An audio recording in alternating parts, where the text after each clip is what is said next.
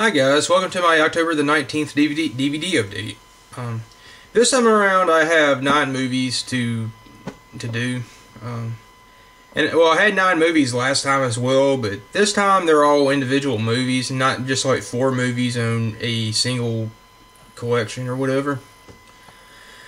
And one other thing I wanted to point out before the actual update is if you watch my last DVD update, you'll probably remember I said something about there was a movie I was going to ask for my old friend.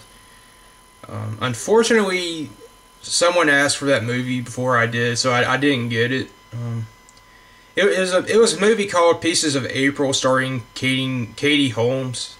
So since I didn't actually get it, I'm not going to get into what it was about or anything. So if you want to, you can look it up.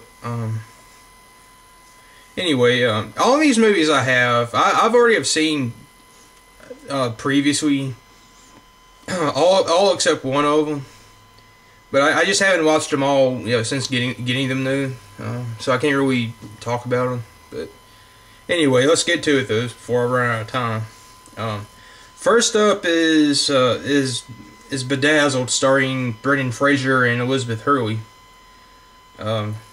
Basically, the movie's about Brendan Fraser's character is kind of this socially awkward, nerdy kind of guy who is a computer analyst, and pretty much none of his co-workers like him. As a matter of fact, they avoid him as best they can. And, basically, there's this woman he works with named Allison, who he kind of has a thing for. Unfortunately, she doesn't really notice him, and she doesn't really give him a chance to talk to her or anything. So he ends up wishing he ends up saying something to the extent of how he would sell his soul to be with her. And then in pops Elizabeth Hurley, who reveals herself to be the devil to Brendan Fraser, and if he'll sign a contract, she'll grant him seven wishes in return, basically for his soul. And obviously that's essentially what the movie is about, is basically that basic plot line. Anyway, next, it's an okay movie. I liked it. Whatever. Anyway, next movie is actually one of my favorite movies. Easily, and probably let me rephrase that. It most likely is one of my favorite movies of the 80s if I made a list. And that is The Dark Crystal. Came out in 1982 and is a fantasy movie, if you can't tell. Personally, I like Labyrinth better, but that's another story though, since I don't have that. But yeah, basically, The Dark Crystal takes place on some planet that where essentially the main character is this gelfling named Jin, who he believes he is the last of his kind until he meets another one named Kyra. And basically, it's been prophesized that he is the one that's going to save the world and stop the antagonists of the movie. It's a pretty enjoyable movie. I think they're called the Skeksis. I can never pronounce their name right, but I believe it's Skeksis. The antagonists of the movie. Yeah. Anyway, it's a pretty good movie. I really like it. If you've never seen it, you should check it out. You may like it. Who knows? If you like Labyrinth, then there's a very good chance you'll like that one too, and vice versa. Next up is a movie. Is actually, I believe it's the first movie of a long-running movie franchise. I'm pretty sure this is the first one. And that's Ernest Goes to Camp, starring Jim Varney. When I was a kid, I was a big fan of the Ernest movies, up until Ernest Scared Stupid anyway. I haven't seen, up until recently, I hadn't seen any of the Ernest movies in years. I rented some of the last few Ernest movies a few years ago. And unfortunately, I just couldn't get into them. I didn't really like them so much as I wanted to. It's kind of like somebody said. I mean, well, he said it started with, for him. It started with Ernest Scared Stupid, but he said this guy explained that this guy on another website explained. Let me say that I don't know. For him, it just felt like it just didn't have the charm or the magic that the other ones did, and that's kind of what it was for me. Starting with Ernest Rides Again, it just didn't feel the same anymore. Anyway, the next movie I have is Galaxy Quest, which if you've seen it, then you would know it's an obvious homage to Star Trek. It was a pretty good movie. I thought I liked it. Yeah, it stars Tim Allen, Sigourney Weaver, and Alan Rickman. Obviously, they're on the covers, if you can't tell. Basically, these aliens come to... They mistake their former TV show, Galaxy Quest, as historical documents. And they've come to Tim Allen and his former crew to save themselves and all that. Yeah. It's kind of movie that's just nice to pop in every so often when you're looking for like a lighthearted kind of thing. And this next movie is a movie that's actually been on my priority list of movies that I definitely was gonna buy.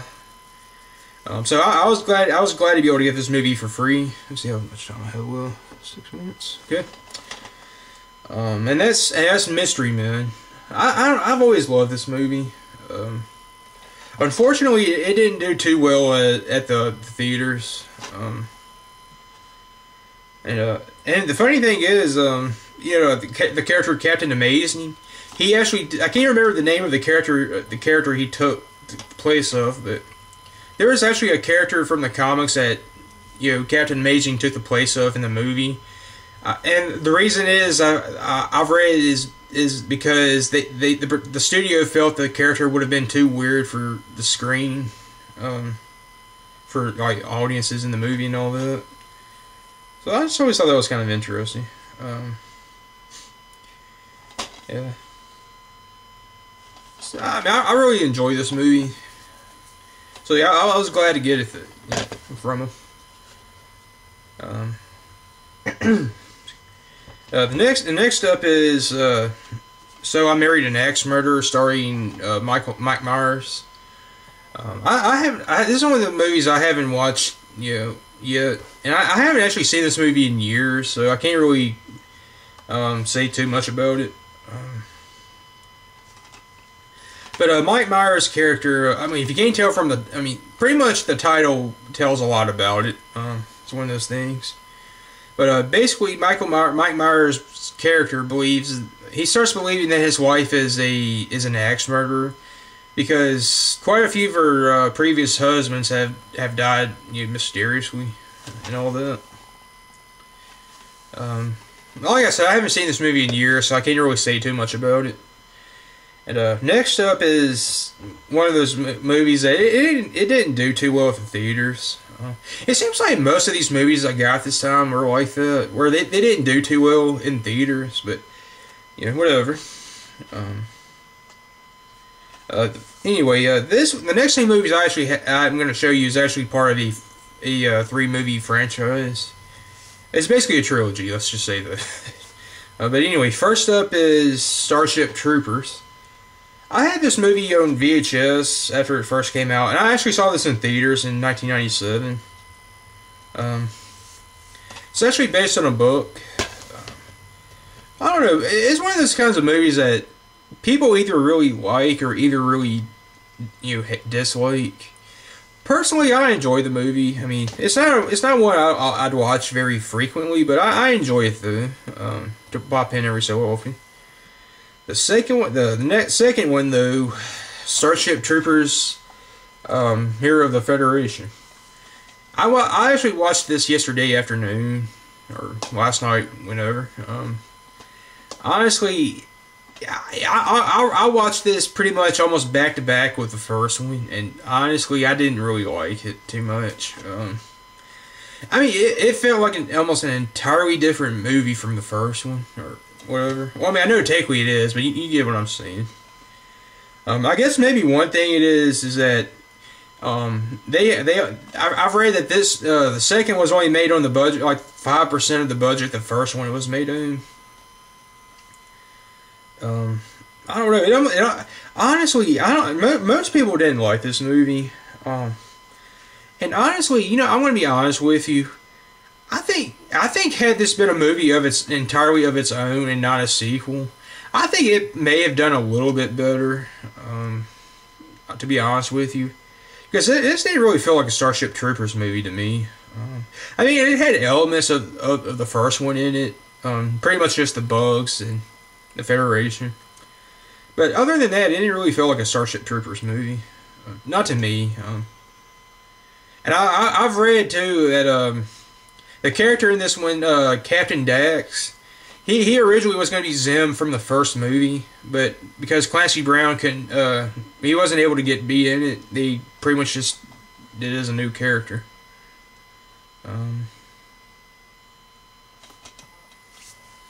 Yeah, it wasn't that good. It's the kind of movie I'm glad I didn't have to pay for, honestly. But like I said, I mean, it felt more like a horror sci-fi thing instead of a military sci-fi. You know what I'm saying? Yeah, I mean, I'm not saying don't see it if you want to, but I'm just not gonna recommend you see it. Let's say that. And the last one I got is also a sequel, but even though I don't have the first one, and that is Wayne's World 2. Yeah, he was given this was one of the movies he was giving away. So even though I kind of hate doing that, I went ahead and bought it. I mean, got it from him anyway. I mean, I hate getting sequels when I don't have the first one. You know what I mean?